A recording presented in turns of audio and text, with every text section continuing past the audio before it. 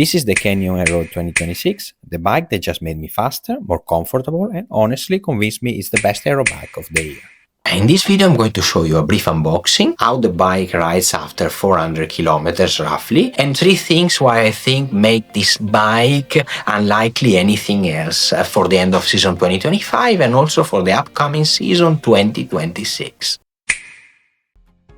Straight out of the box, Canyon's attention to detail is obvious. Everything is protected, the setup is simple, and the bike is nearly ride ready within minutes.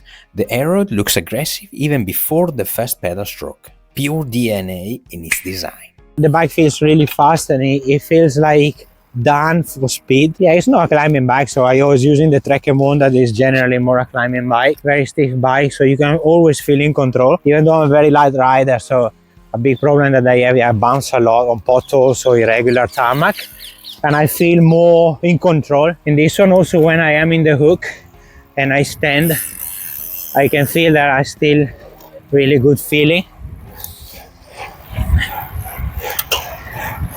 I like to be out of the saddle and then I feel I'm still in control and I feel fast, very low, you can see.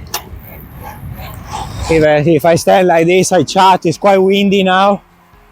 Yeah,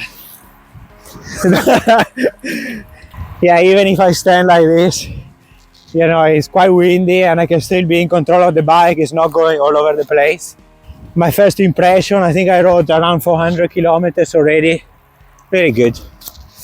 Really happy of the choice.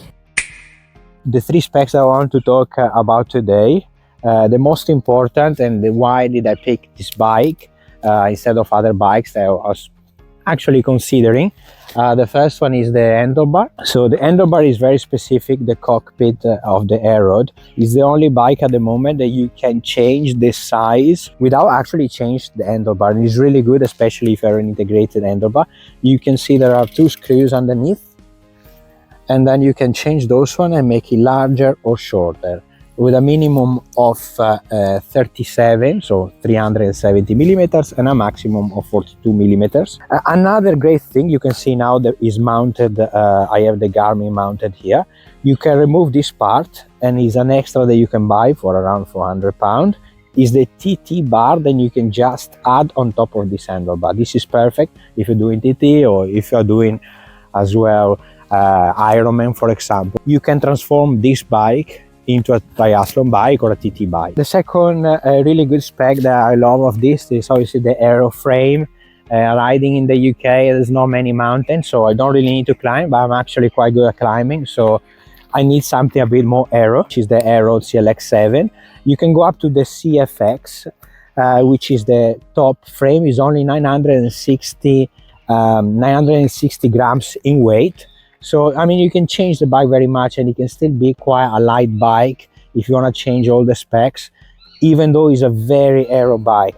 You can compare to the Cervelo S5 or also the S-Works Tarmac in terms of aero and also speed, like if you are talking about speeds around 40-45 kilometers an hour. So quite light, very aero.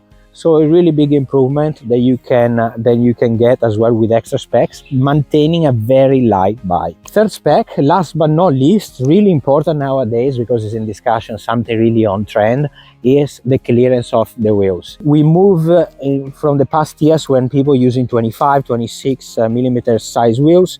Now we are going very much on 28, but even on pro riders and professional riders, they use a higher size now. You can see I have a 30 at the back. The tire clearance of this bike goes up to 32.